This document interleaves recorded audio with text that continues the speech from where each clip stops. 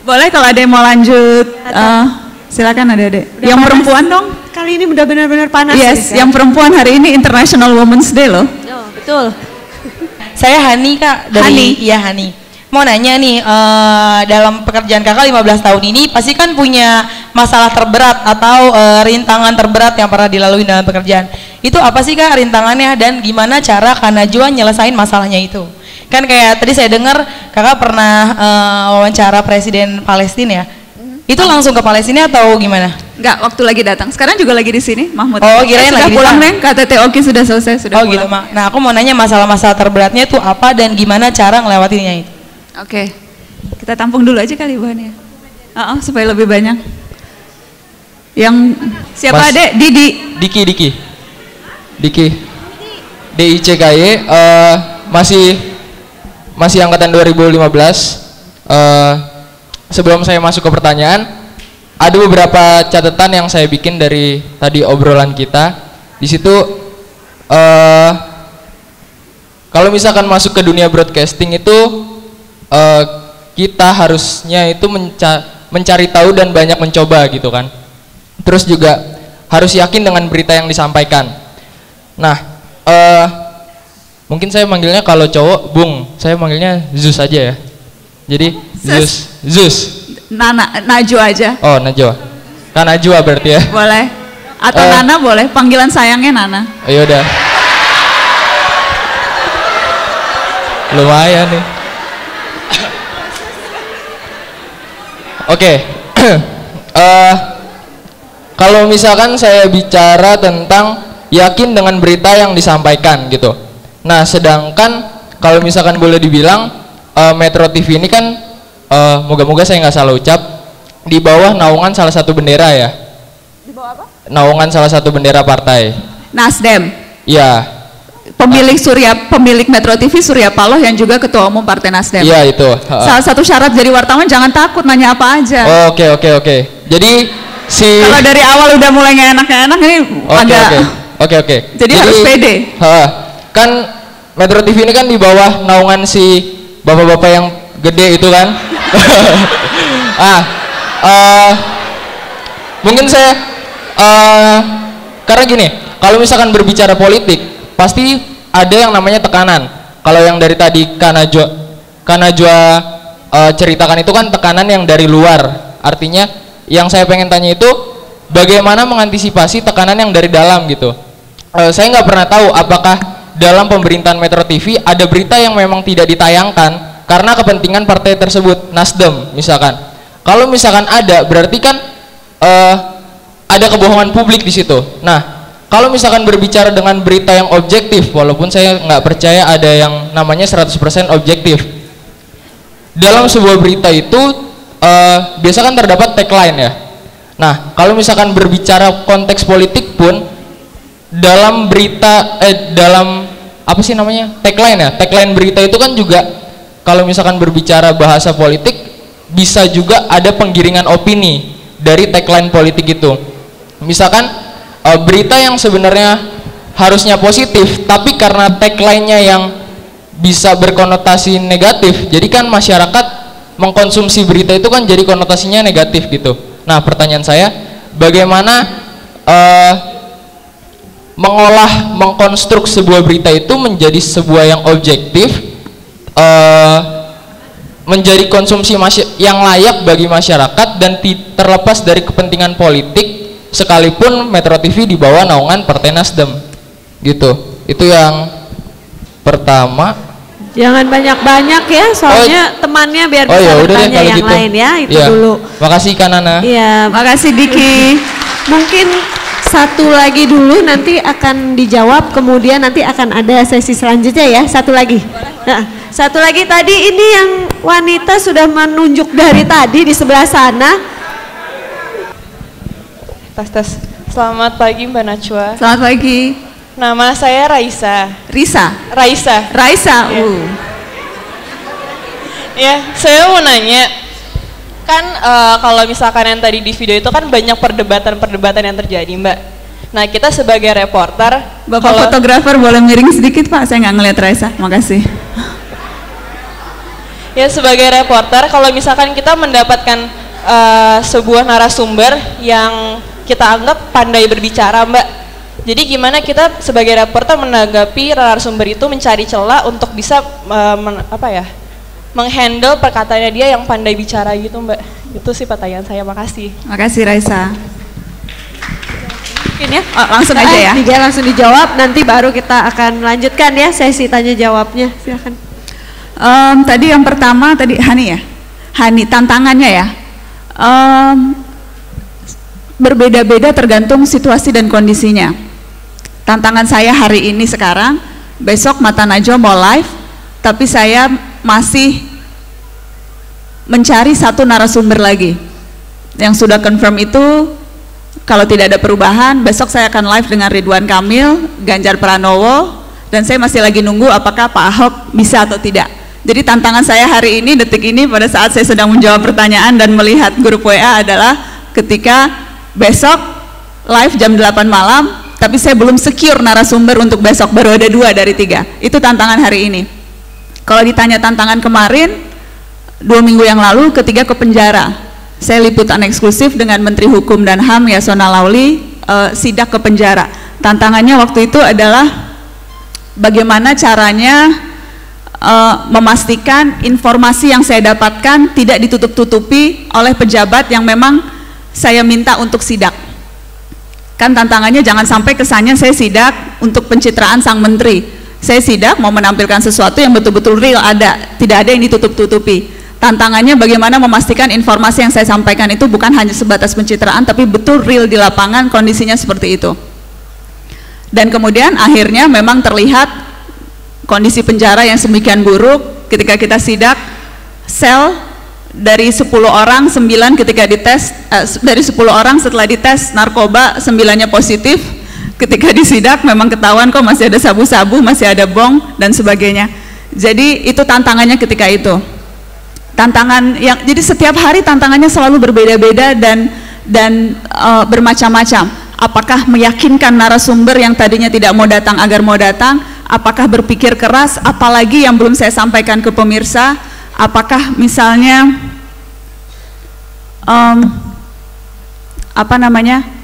mencari tahu satu hal yang belum diketahui. Tantangannya waktu Setia Novanto ketika sidangnya tertutup, bagaimana walaupun tertutup masyarakat tahu apa yang terjadi di dalam ruangan. Tantangannya mencari siapa orang yang mau membocorkan isi dokumen yang beredar, bagaimana membocorkan itu, dan bagaimana dapat rekaman videonya. Itu tantangan ketika itu. Setiap hari selalu ada tantangan baru, setiap hari selalu ada persoalan baru yang selalu berbeda-beda dan menarik. Itu dia makanya selalu nikmat jadi wartawan, karena tidak pernah sama tantangannya apa. Dan kalau kita pikir-pikir sekarang adik-adik, televisi kan ada banyak banget ya, apalagi kalau jadi digital itu akan ada ratusan channel. Di Metro saja talk show ada berapa banyak, berita ada berapa banyak. Sekarang orang nggak suka nonton TV, pilihannya bisa lewat sosial media, YouTube. Jadi makin lama makin banyak kompetitor yang selalu berusaha pokoknya harus beda, pokoknya harus eksklusif, pokoknya harus lain. Tantangan kita sekarang adalah sebagai orang yang bekerja di industri ini, bagaimana caranya menemukan yang orang lain belum temukan. Dan itu susah luar biasa karena semua orang juga punya keinginan yang sama, harus eksklusif, harus beda, harus menarik. Orang kalau nonton nggak boleh pindah channel. Gimana caranya saingan sama tukang bubur naik haji? Betul loh, Mata Najwa tayang jam 8 malam, saingannya ganteng-ganteng serigala, tukang bubur naik haji, film Turki, sinetron Turki, infotainment. Dan kalau kita pakai patokan SC Nielsen, itu rata-rata masyarakat kita nontonnya yang itu. Gimana caranya jam 8 malam berantem sama ibu, yang menang adalah orang yang mau nonton Mata Najwa. Itu tantangan juga loh, karena kadang aduh pusing ini harus ini, lebih enak nonton yang ini, lebih seger-seger gitu, lebih ini. Jadi itu tantangan yang saya hadapi juga, bukan hanya saya sendiri tapi siapapun di industri kreatif. Saya yakin nanti Mas Tama juga akan cerita seperti itu, bagaimana Net TV berusaha untuk menyajikan hiburan yang berbeda dengan berbagai cara, tidak pakai tipikal TV-TV yang lain. Dan menarik nanti untuk dengar bagaimana Mas Tama dan teman-temannya di Net TV berusaha untuk melakukan itu. Jadi sekali lagi tantangannya selalu berbeda-beda dan selalu menarik. Tadi ke Diki ya, Diki, bahwa Metro TV dimiliki Surya Paloh itu sudah sejak lama. Tetapi kalau pakai bahasa di bawah naungan Nasdem itu sama sekali salah. Karena bedanya wartawan dengan buruh pabrik yang mengerjakan sesuatu, kalau tadi Diki perhatikan di awal, proses menentukan berita yang akan tayang itu bukan hanya 1 atau 2 kepala, tapi proses yang melibatkan begitu banyak orang. Saya walaupun wakil pemimpin redaksi, Putra walaupun pemret, tetapi tidak punya kewenangan mutlak atau hak veto, harus tayang yang ini. Karena proses menentukan rundown berita, urutan berita yang disampaikan, siapa yang akan diundang, bagaimana itu disajikan, melibatkan begitu banyak orang, yang tentunya semuanya punya subjektivitas yang sama. Dimanapun saya setuju tidak ada orang yang objektif, dan tidak mungkin memang bisa objektif 100%, karenanya perlu banyak tangan, banyak kepala untuk bisa meminimalisir intervensi-intervensi itu. Itu yang pertama. Jadi proses jurnalistik di dalam satu stasiun televisi yang sekarang kalau dipikir-pikir semuanya juga ada afiliasi politiknya, apakah TV One, ada yang bukan orang partai tapi sudah ketahuan afiliasi politiknya walaupun tidak spesifik, bahkan TVRI sekalipun sudah juga ada terlihat afiliasi politik dan sebagainya, tetapi itu bukan tipikal di Indonesia. Kalau di Amerika tuh malah lebih bluntly begitu ya, CNN kemana, Fox News kemana, CNBC kemana, MSNBC kemana, itu terjadi dimanapun. Tantangannya selalu ada, makanya kemudian wartawan yang memang pada dasarnya kritis dan melibatkan begitu banyak orang untuk menentukan apa yang naik atau tidak, itu menjadi krusial. Yang kedua, polisinya makin lama makin galak, Dewan Pers makin galak, KPI makin galak, bahkan ke arah kalau sampai Shizuka jadi sensor itu kan agak-agak gimana gitu ya. Lihat kan kemarin Shizuka pakai baju renang di kolam renang terus disensor, di blur, itu juga lagi satu isu yang kita diskusikan di teman-teman televisi dan KPI. Tapi yang mau saya bilang, Dewan Pers makin galak, KPI makin galak, dan pemirsa makin lama makin cerdas sekarang. Kalau dulu hubungan antara pemirsa dengan kami pelaku industri itu jaraknya jauh. Kalau mau protes isi berita, kalau niat nelpon, kirim fax, kirim email.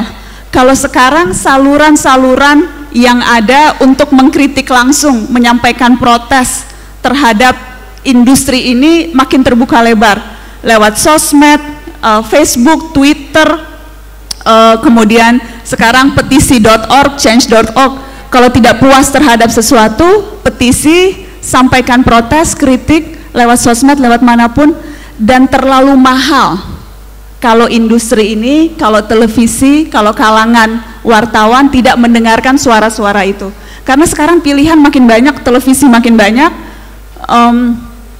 pilihan informasi alternatif untuk mendapatkan berita juga makin banyak, dan kalau suara-suara protes, kritik itu tidak didengarkan, itu akan memukul industri ini sendiri. Jadi pemirsa yang makin kritis, makin cerdas, itulah yang menjadi benteng utama untuk memastikan apa yang disampaikan itu betul-betul sesuai dengan kaidah jurnalistik.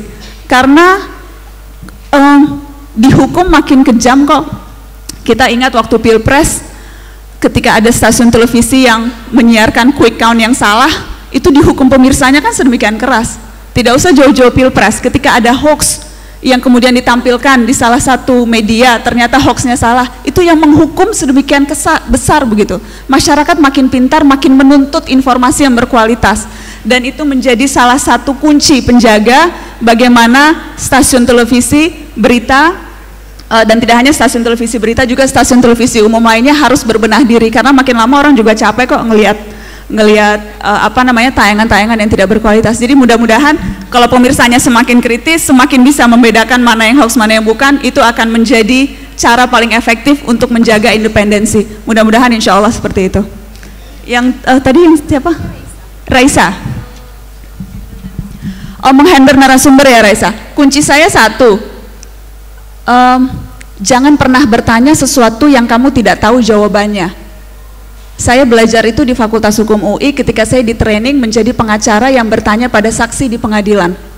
Karena bahaya sekali kalau ada saksi yang seharusnya meringankan klien saya bertanya sesuatu, ternyata jawabannya memberatkan klien saya. Never ask a question you don't know the answer to. Itu rumus paling satu menjadi pengacara di ruang pengadilan. Dan ilmu itu saya bawa ke talk show yang saya pandu. Saya tidak akan bertanya sesuatu yang saya sesungguhnya sudah bisa mengira jawabannya apa. Karena mata najwa seringkali wawancara politisi yang kerap kali menyembunyikan kejelasan atau berlebih-lebihan memaksudkan kepentingannya. Politisi kan seperti itu kan? Seringkali yang sudah jelas disembunyikan sedemikian rupa, dan tugas saya adalah tidak membiarkan politisi itu menyampaikan apapun kepentingannya tanpa kita kritisi. Jadi yang biasanya saya dan tim lakukan sebelum wawancara adalah meriset sebanyak mungkin apa yang orang itu pernah katakan pada satu topik, bagaimana latar belakang orang itu, dan bagaimana perubahan sikap orang itu dari masa ke masa. Dan itu sangat mudah sesungguhnya. Apalagi sekarang dengan database media online yang sedemikian besar, kita bisa melihat tuh tanggal segini sikapnya terhadap revisi Undang-Undang KPK mendukung KPK harus dikurangi kewenangannya. Tiba-tiba minggu depannya ada perubahan angin, tidak setuju, KPK tetap harus seperti ini, harus punya kepentingan, harus punya kewenangan untuk menyadap dan menyidik. Perubahan-perubahan itu sekarang amat mudah ditelusuri lewat track record atau rekam jejak yang sudah tercantum di media. Jadi biasanya saya dan tim selalu meriset sebanyak mungkin tentang apa topik yang akan dibahas, siapa orang yang saya akan wawancara, bagaimana perubahan sikapnya dari waktu ke waktu, karena semakin banyak saya tahu tentang orang itu, akan semakin banyak pertanyaan yang bisa saya tanyakan dan saya ajukan. Karena saya percaya talk show itu bukan hanya bertanya A dan menjawab B, tapi pertukaran ide. Jadi orang yang bertanya harus sedikit banyak sudah mahfum apa yang akan ditanyakan. Jadinya perbincangannya bisa menjadi menarik. Jadi kuncinya baca sebanyak mungkin, tahu sebanyak mungkin, tahu celahnya, dan gunakan itu untuk memastikan informasi yang keluar dari narasumber adalah informasi yang benar-benar. Seperti itu kuncinya, Raisa. Boleh nyanyi dikit nggak?